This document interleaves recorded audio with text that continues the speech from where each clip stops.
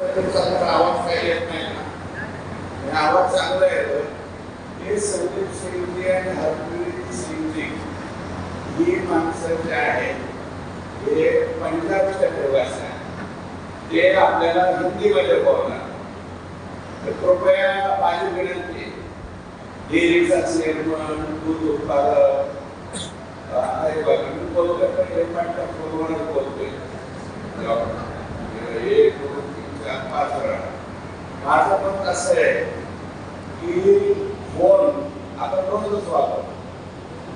त्या फोनमुळं चांगलं काय होतंय का नाही हा देव जाणे, वाईटच जास्त होतंय.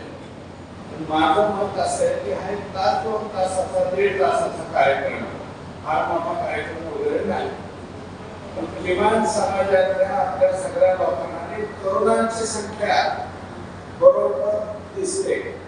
आणि कोण या कार्यक्रमाला आलाय, जो स्वतः उत्पादक आहे, जो स्वतः चेअरमन आहे, जे स्वतः दूध काढताय आणि लोकांमध्ये डेअरीपर्यंत घेऊन जातात.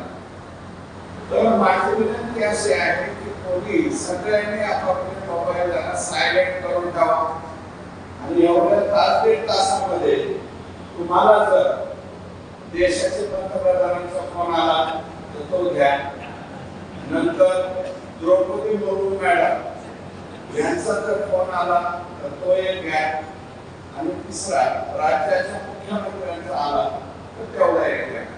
या 3 व्यतिरिक्त कोणाचा फोन तुम्ही घेऊ नका.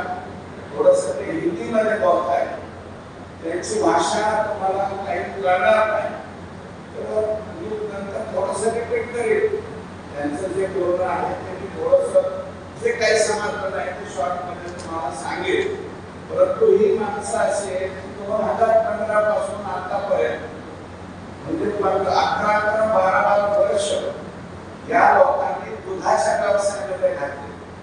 आणि जे आता संदीप सिंगजी बोलणार आहे हे थोरले भाऊ आहे, हे हरप्रीत सिंगजी हे धाकटे भाऊ आहे, अजून यांचे मनवा भाऊ आहे. आणि या थोरल्या भावाने किमान 46 वर्षापर्यंत त्यांचं वय आहे, अजून लग्न सुद्धा केलेलं नाही. आम्ही त्यांना विचारलं आपने शादी क्यों नहीं की, तर ते म्हणले मला दूध घातल्याला पाहून घ्यायचंय, म्हणून त्यांनी लग्न सुद्धा केलेलं नाही. म्हणजे असे त्यागी लोक आले ते तुमच्यापर्यंत आलेले. तुम्हाला 4 शब्द सांगणार आहे, ते तुम्ही जरा शांत चित्ताने ऐकून घ्या.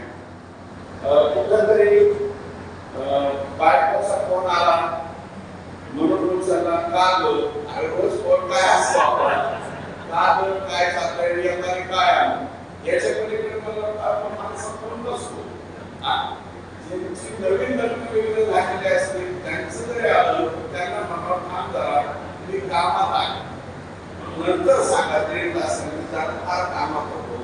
तर हिंदी भाषा आहे, थोडीशी पंजाबी स्टाईल आहे, ते तुमच्या काही वेळा असं वाटतं की आपलं हे डोक्यावर जातं, अजिबात जाणार नाही.